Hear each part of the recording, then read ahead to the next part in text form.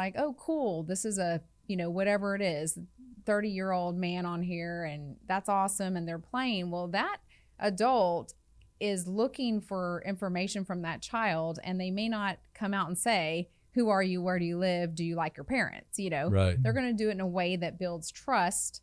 And they're very good at getting from that child kind of, okay, what's your home life like? What are you going through right now? So that's one way it can be done. So I guess the signs of being groomed is isolation, it's love bombing, Yes. it's gifts, it's these over Like grand these grand gestures Yeah. to lavish them with all these gifts with the goal to isolate them. They're looking for where's the wedge between you and them.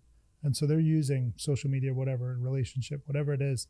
They're searching for what's the thing that really bothers them about their parents. What it looks like, which works for the traffickers, is it looks like just a troubled teen. Looks like any old troubled teen who's got a boyfriend or a relationship or a girlfriend that's causing them to separate from the family. It happens all the time. You get runaways, you get unhappy teens. Unhappy teens is also just teens. They're struggling. This girl was grounded. And so she says, okay, she's 16-year-old. She says, I'm going to the gym. And then that just takes a long time.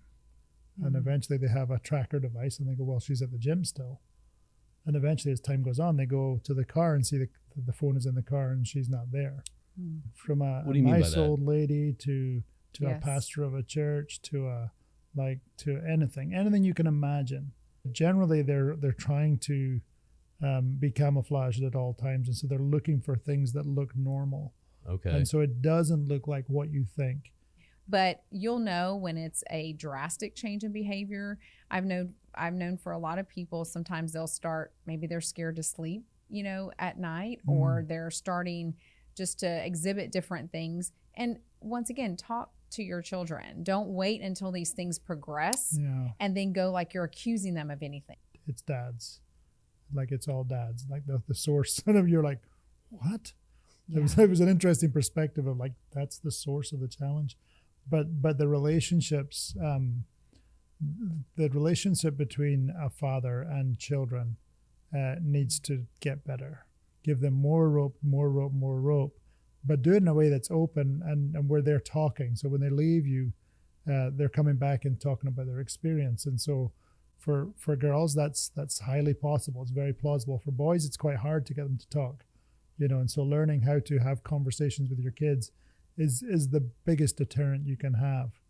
With the U.S. kids, it's usually a mental trap. It's not a physical trap. So we were describing physical things there, which clearly show you trafficking, but it's a mental trap. So they have scary people nearby, but not right next to them, because they're going to have to cycle on their own. They're going to have to make these decisions on their own in their life.